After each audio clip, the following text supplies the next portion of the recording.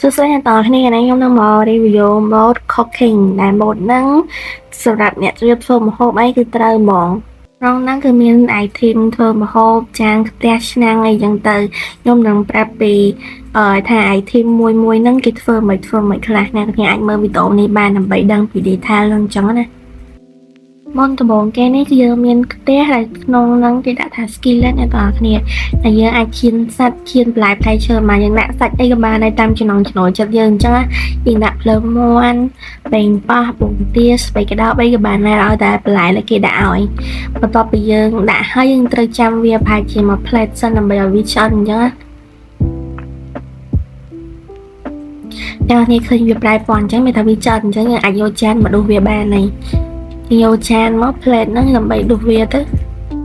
ពេលដែលបានម្ហូបហ្នឹងហើយអាចានហ្នឹងក៏យើងអាចដាក់លើតុបានដែរហើយទីមួយទៀតវិញឈ្មោះ pot ឬក៏ឆ្នាំងទឹកស៊ុបឬទឹកស្លអីចឹងណាអាហ្នឹងសម្រាប់យើងធ្វើស្លឬធ្វើអីទៅទៅនឹងស៊ុបដល់នេះគាត់ដាក់ឆ្នាំងហ្នឹងមកភ្លើងវានឹងបើកខ្លួនឯងហើយអាហ្នឹងអ្នកថាចេះធ្វើអីគឺគេមានសភៅ receipt ឲ្យយើងមើលអានេះខ្ញុំធ្វើបបរទឹកមាន់ខ្ញុំដាក់មាន់ខ្ញុំដាក់ទឹកសាក់បាយទឹកហើយនឹងអំបិល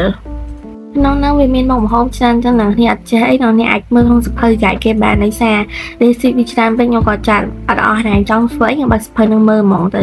ពេលដែលដាក់អស់គ្រប់ចំនួនreceipt របស់គេហើយយើងត្រូវចាំ plate សិនយើងត្រូវអង្គុយចាំដើម្បីឲ្យម្ហូបហ្នឹងឆ្អិនអញ្ចឹងណាគឺខ្ញុំដាំបបរនោះហ្នឹងវាឆ្អិនហើយដល់ពេលវាឆ្អិនចឹងយើងអាចយកចានហ្នឹងទៅដួសវាបានហើយយើងអាចញ៉ាំបានហើយហើយនេះវិញគឺម៉ាស៊ីនទឹកក្លុកហ្នឹងអ្នកអាចដាក់ផ្លែឈើបាន4មុខតាមចំណង់ចំណូលចិត្តអ្នកនេះចង់ដាក់មានstrawberry ឬក៏ដូងអីចឹងទៅពេលដាក់គ្រប់ចំនួន4មុខហ្នឹងគឺវាក្លុកឲ្យអូតូហើយពេលដែលវាក្លុកហើយទៅវានឹងបើកហើយយកកែវមកកន្លះហ្នឹងដើម្បីដួសទឹកហ្នឹងហើយអាចកន្លះដែលយើងដាក់តំបានទឹកថ្មី smoothie ហ្នឹងក៏យើងអាចដាក់លើតុបានដែរ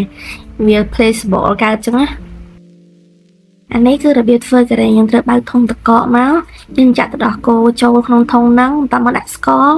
ហើយដាក់រសជាតិដែលយើងចង់ដាក់ទៅមានចេកមានស្ទ្រូប៊េរីតាមចំណង់ចំណូលចិត្តបន្ទាប់មកយើងបិទវាទុកដើម្បីឲ្យវាកកអញ្ចឹងណាហើយយើងធ្វើមួយទៀតឧទាហរណ៍ឲ្យមើលដែររសជាតិផ្សេងអញ្ចឹងទៅ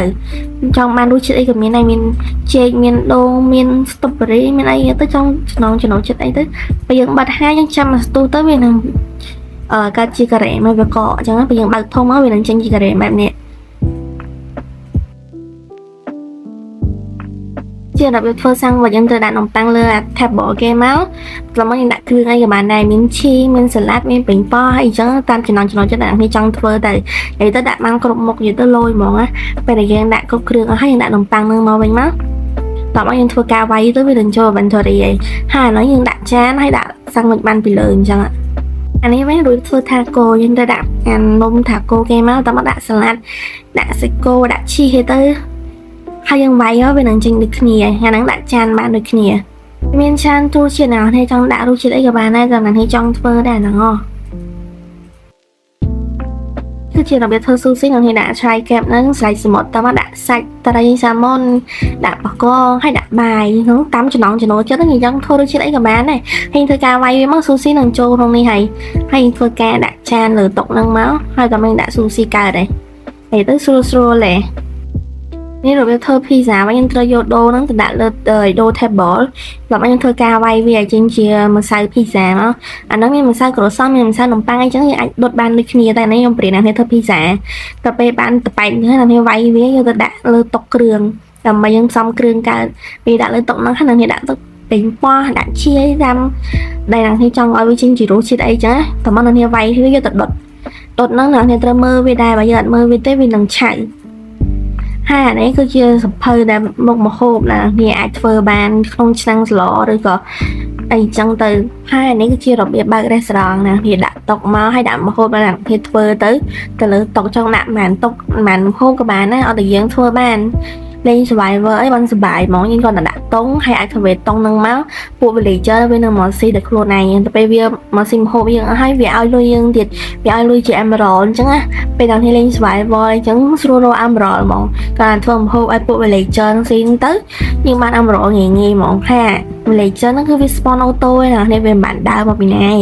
គាត់តែដាក់តុងហ្នឹងគឺវា spawn auto ឯណានេះអាចសាក់លេងបាន